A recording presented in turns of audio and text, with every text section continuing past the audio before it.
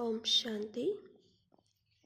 आज हम कल के जो अधूरे वाक्य महावाक्य बाबा के रहे हुए थे वही पूरे करते हैं। 24 जनवरी 1970। कल बाबा ने कहा था कि ऐसा कर्म नहीं करना है जिससे बाप के नाम से शर्म आए, लेकिन ऐसा कर्म करना है जो एग्जाम्पल बने। बाबा ने कहा मिसाल बनकर दिखाना है ना, ऐसा कर्म करना है। तो आज हम आगे सुनते हैं। अपने घर में आए हो यह समझते हो। जब कोई भटका हुआ अपने घर पहुंच जाता है तो जैसे विश्राम मिल जाता है, तो यहाँ विश्राम की भासना आती है। स्थान मिलने से विश्राम की स्थिति हो जाती है। सदैव विश्राम की स्थिति में समझो। भल कार्य अर्थ जाओ तो भी यह स्थिति का अनुभव साथ ले जाना। इसको साथ रखेंगे तो फिर कितना भी कार्य करते हुए स्थिति विश्राम की रहेगी। विश्राम अवस्था में शांति सुख का अनुभव होता है। अपने में जब शक्ति आ जाती है तो फिर वातावरण का भी असर अपने पर नहीं होता, लेकिन हमारा असर वातावरण पर रहे। सर्वशक्तिवान वातावरण है या बाप? जबकि सर्वशक्तिवान बाप के बच्चे हो तो फिर वातावरण आपसे शक्तिशाली क्यों? अपनी शक्ति भूलने से ही वातावरण का असर होता है। जैसे डॉक्टर कोई भी बीमारी वाले पेशेंट के आगे जाएगा तो उनको भी असर नहीं होगा, वैसे ही अपनी स्मृति रखकर सर्विस करनी है। ये अपने में शक्ति रखो कि हमें वातावरण को बनाना है, ना कि वातावरण हमको बनावे। युगल होते हुए भी अकेली आत्मा की स्मृति में रहते हो। आत्मा अकेली है ना। अगर आत्मा को संबंध में आना भी है तो किसके? सर्व संबंध किससे है? एक से। तो एक से दो भी बनना है, बाप और बच्चे, तीसरा कोई संबंध नहीं। सर्व संबंध को एक से जोड़ना है। एक से दूसरा शिव बाबा।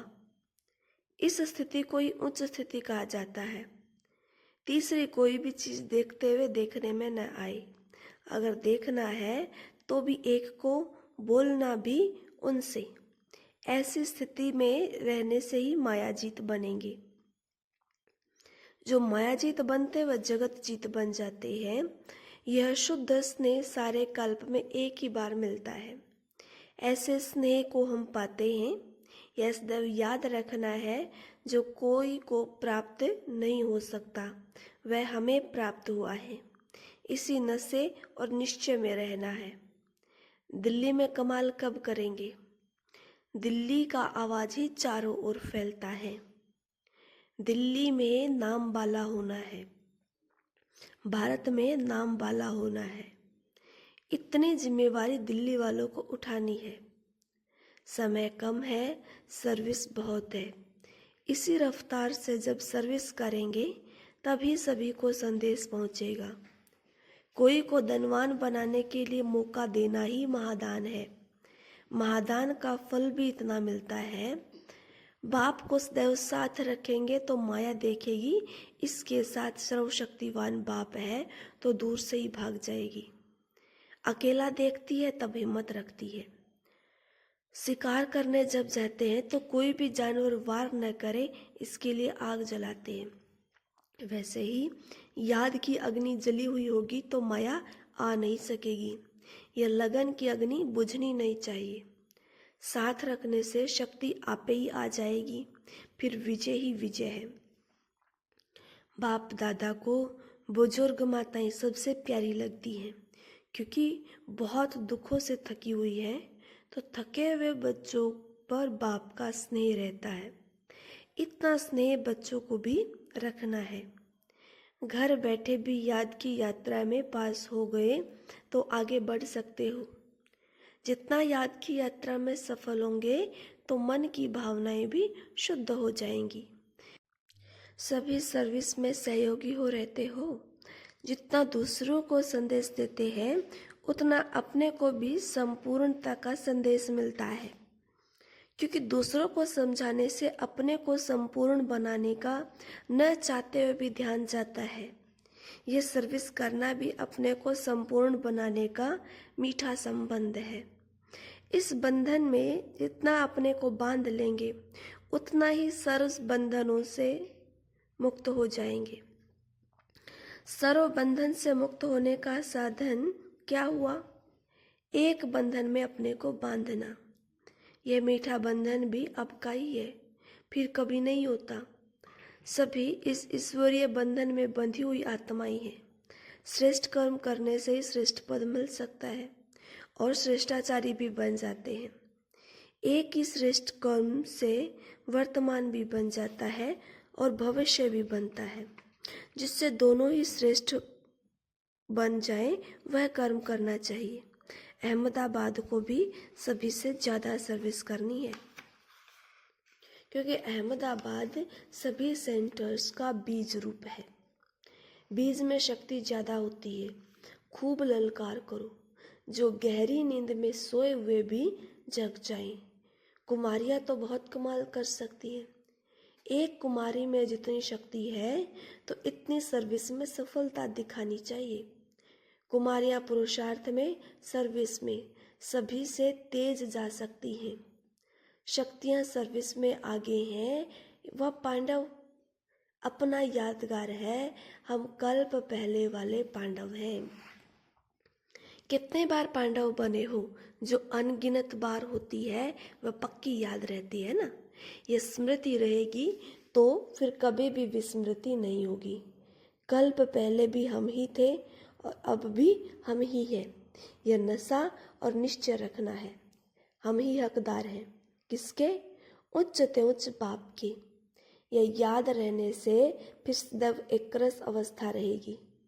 एक की याद में रहने से एक रस अवस्था होगी। अव्यक्त में सर्विस कैसे होती है? यह अनुभव होता जाता है। अव्यक्त में सर्विस का साथ कैसे सदैव रहता है, यह भी अनुभव होता है। जो वायदा किया है कि स्नेही आत्माओं के हर सेकंड साथ ही हैं, ऐसे सदैव साथ का अनुभव होता है। सिर्फ रूप बदला है, लेकिन कर्तव्य वही चल रहा है। जो भी स्नेही बच्चे हैं उन्हों के ऊपर छत्र के रूप में नजर आता है। छत्र छाया के नीचे सभी कार्य चल रहा है, ऐसी भावना आती है। व्यक्त से अव्यक्त, अव्यक्त से व्यक्त में आना, यह सीढ़ी उतरना और चढ़ना जैसे आदत पड़ गई है। अभी अभी वहाँ, अभी अभी यहाँ। जिसकी जैसी स्थिति हो जाती है, अभ्यास हो जाता है, उसको यह व्यक्त देश भी जैसे अव्यक्त भासता है। स्मृति और दृष्टि बदल जाती है। सभी एवर रेडी बनकर बैठे हुए हो। कोई भी देह के हिसाब किताब से भी हल्का। वतन में शुरू में पक्षियों का खेल दिखलाते थे, पक्षियों को उड़ाते थे। वैसे ये आत्मा भी पक्षी है। जब चाहे उड़ सकती है। वह तब हो सकता है जब अभ्यास हो। जब खुद उड़ता पक्षी बने तब औरों को भी एक सेकंड में उड़ा सकते हैं। अभी तो समय लगता है। अपरोक्ष रीति से वतन का अनुभव बताया। अपरोक्ष रूप से कितना समय वतन में साथ रहते हो। जैसे इस वक्त किसके साथ स्नेह होता है, वह कहाँ विदेश में भी तो उसका मन ज़्यादा उस तरफ रहता है। जिस देश में वह होता है उस देश का वासी अपने को समझते हैं। वैसे ही तुमको अब सूक्ष्म वतनवासी बनना है।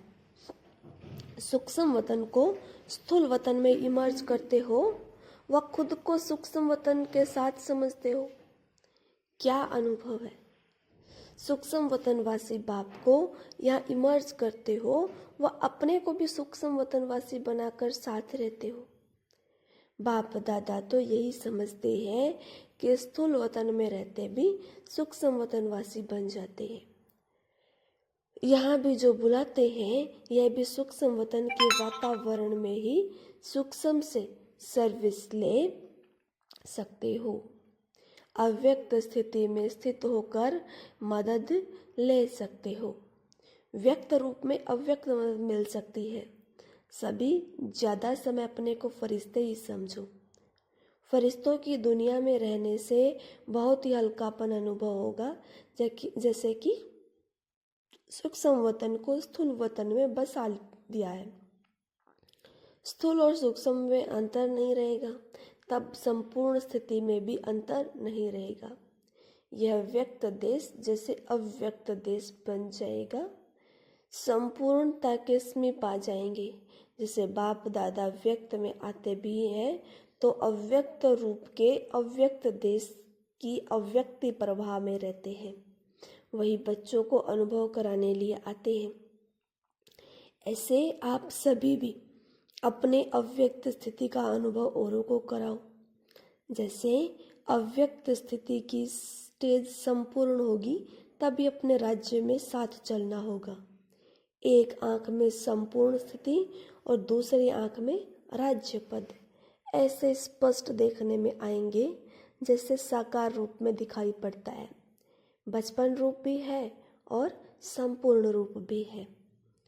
बस यह बनकर फिर यह बनेंगे, यह स्मृति रहती है। भविष्य की रूपरेखा भी जैसे संपूर्ण देखने में आती है। जितना जितना फरिश्ते लाइफ के नज़दीक होंगे, उतना उतना राजपद को भी सामने देखेंगे, दोनों ही सामने। आजकल कई ऐसे होते हैं जिसको अपने पास्ट की स्मृति पूरी रहती है, तो भविष्य भी ऐसे ही स्मृति में रहे कि यह बनना है। यह भविष्य के संस्कार इमर्ज होते रहेंगे, मर्ज नहीं, इमर्ज होंगे। अच्छा, ओम शांति। ये बाबा के महावाक्य पूरे हुए और कल हम नेक्स्ट सुनेंगे। ओम शांति।